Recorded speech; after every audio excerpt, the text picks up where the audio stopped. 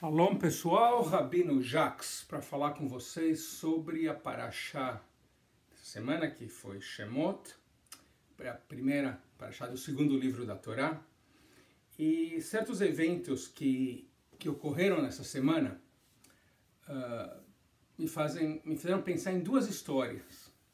Uma muito conhecida, vou arrumar esse vídeo um pouquinho, uma muito conhecida, que tem circulado muito pelas mídias sociais, e outra que aconteceu comigo e que eu nunca compartilhei em público, mas como essa semana eu pensei no assunto, eu vou compartilhar com vocês aqui agora, tá? Então, peraí. Então é o seguinte, quando eu estava escrevendo, quando eu estava fazendo a pesquisa, pronto, agora vai ficar melhor. Quando eu estava fazendo a pesquisa para o meu livro, que em português chama Foram Pessoas de Coragem, histórias de judeus que sobreviveram ao Holocausto na Polônia, por terem sido ajudados por não-judeus.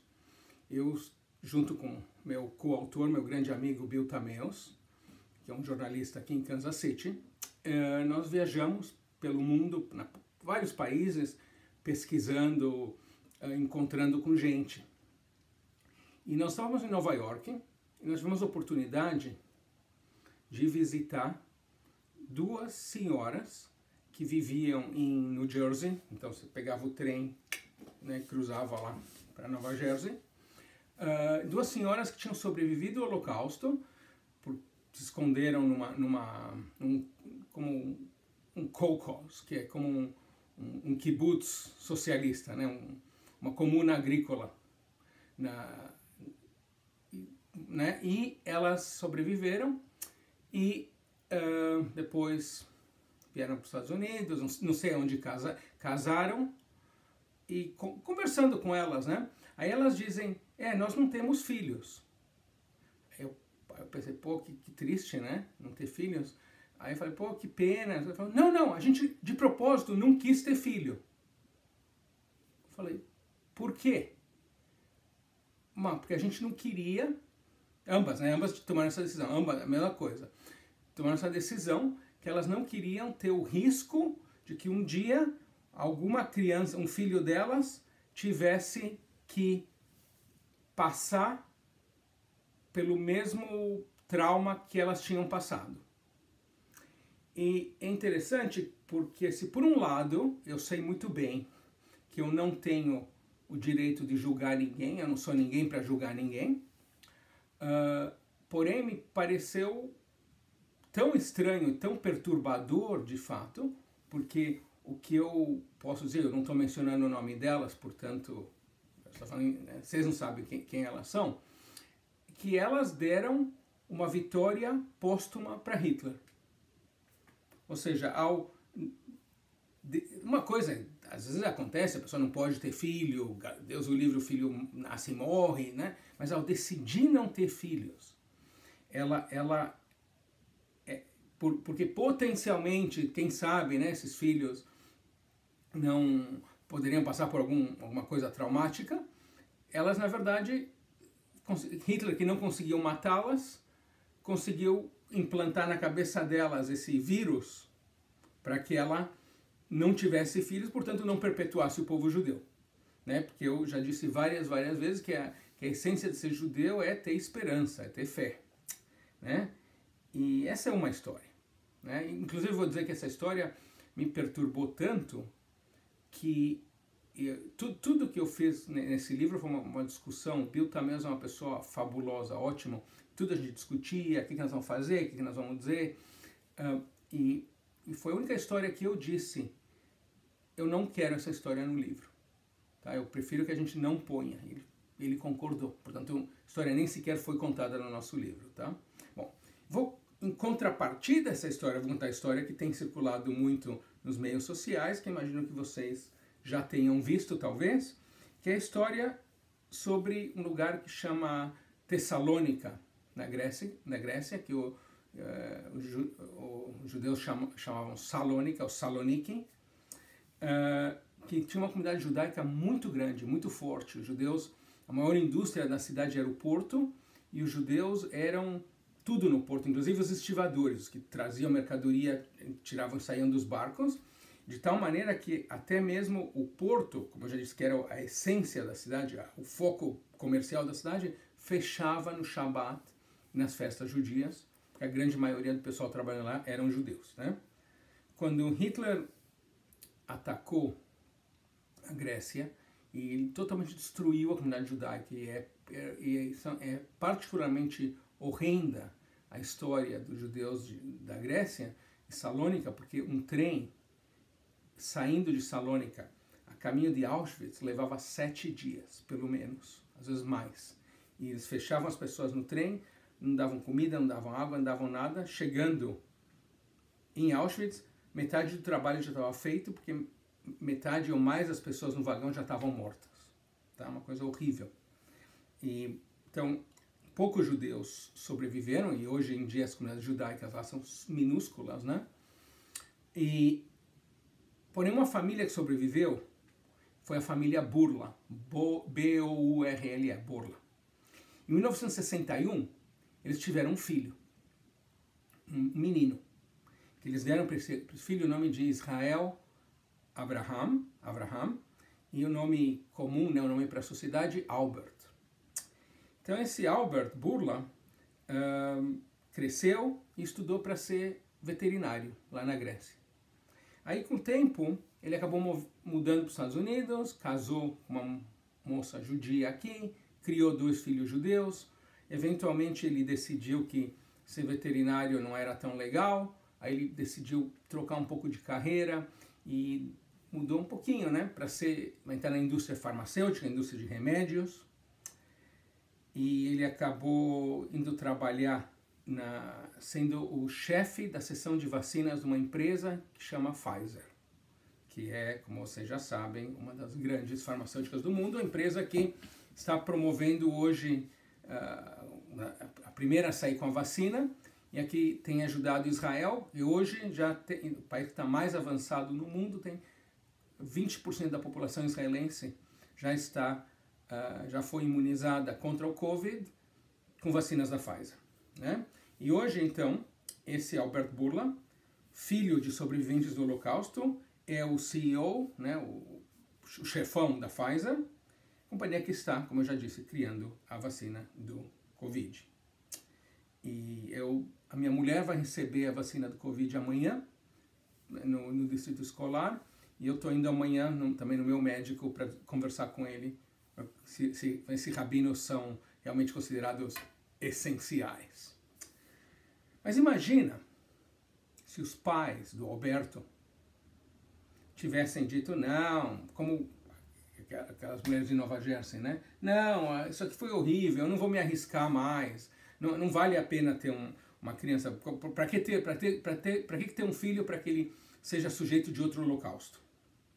Né?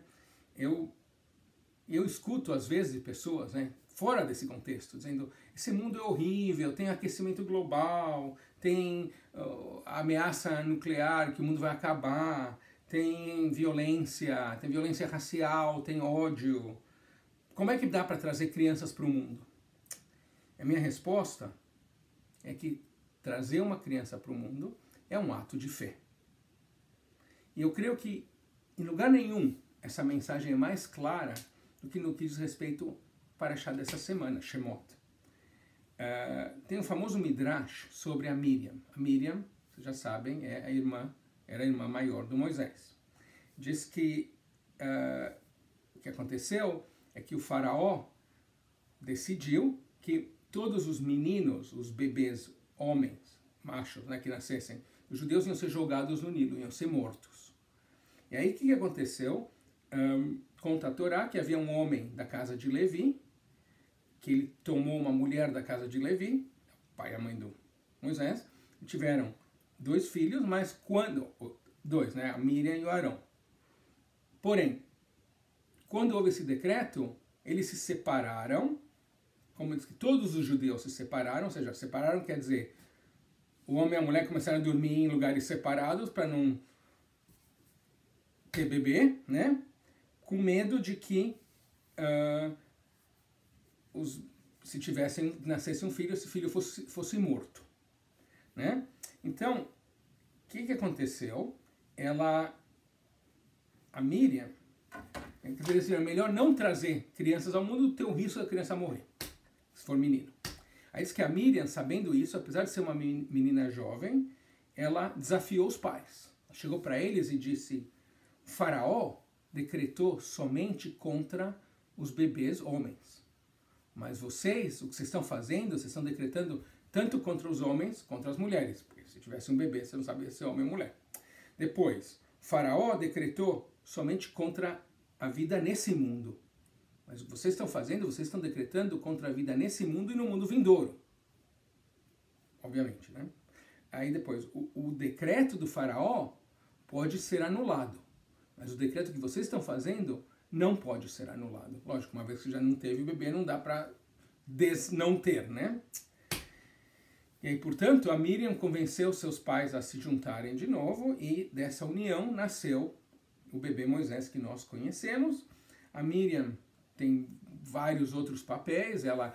Então, quando a mãe pega o bebê e coloca numa cestinha para colocar no Nilo, para ir, ela segue a mãe, ela segue o bebê para ver o que está acontecendo com ele, e depois ela consegue arrumar para que, quando a irmã do faraó recolheu o bebê,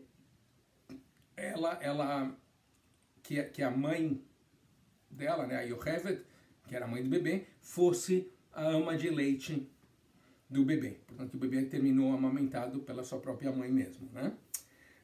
E por isso, ela é chamada na nossa literatura Miriam a profeta. Tem muitas outras coisas bacanas sobre a Miriam. Diz que, por exemplo, quando os israelitas cruzaram o Mar Vermelho e o mar se fechou, a Miriam pegou as mulheres de um lado e começaram a cantar e dançar com tamborins, né? E depois também diz que o Midrash mais legal, que diz que, imagina, os israelitas ficaram 40 anos caminhando no deserto. E como é que eles tinham água? Diz que por causa do mérito da Miriam, tinha um poço de água que, como um cachorro abandonado vai caminhando atrás de você, o poço ia caminhando atrás da Miriam. Bacana, né? Porque eles tinham água. E finalmente diz que a Miriam, enquanto que Moisés ensinava a Torá para os homens, a Miriam ensinava a Torá para as mulheres. Né? E tem, em lembrança da Miriam, tem muitos judeus, e da história da água, tem muitos judeus que colocam no Seder de Pesach um copo de água junto com um copo de vinho. Não é por se o Elial virou abstêmio, mas para lembrar da Miriam, do milagre dessa água, né? Mas no final, a Miriam foi quem convenceu os pais a terem mais um bebê, ainda que o faraó estava colocando em risco todos os bebês, né? E ter uma criança é um ato de fé. Imagina, sobretudo, esses tempos tão difíceis agora com a pandemia. Essa semana, esse mês, a edição, tem uma revista famosa aqui que chama Atlantic Magazine.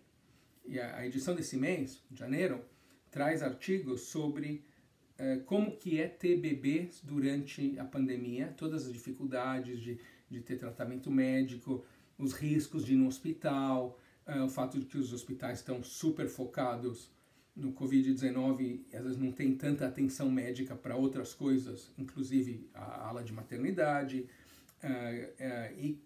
inclusive discutindo também o risco para um feto da vacina, né, se existe ou não, né? Porém, esse artigo tem uma frase que bem reflete o Midrash. Que eu dizia, diz assim: ainda nos dias mais escuros da pandemia, a nova vida encontra uma maneira de existir. Porém, o Covid-19 fez essa coisa mais básica e essa iniciativa humana mais básica, a fez mais perigosa e com mais riscos esse ano, em qualquer parte onde a pandemia está está ativa, está tocando, está presente. No final, meus amigos, essa tradição ensina que ter bebês, mesmo em tempos difíceis, é um ato de fé no futuro. Porque nós nunca sabemos se esse bebê que você está pensando, será que eu devo ter ou não, não vai ser um dia um Moisés ou um Albert Bourla. É isso aí, pessoal. Novamente vou dizer que se você deixa um like, coloca os comentários aí, se você tem alguma coisa para dizer sobre o assunto. Se inscreva, recomende esse vídeo para seus amigos se você gostou, se você achou útil. Se você achou inútil, recomenda para seus inimigos. Deixa eles virem perder o tempo aqui, me assistindo. Tá bom? E, novamente, aperta o sininho para você receber os vídeos novos. Shalom. Estamos aí. Tchau.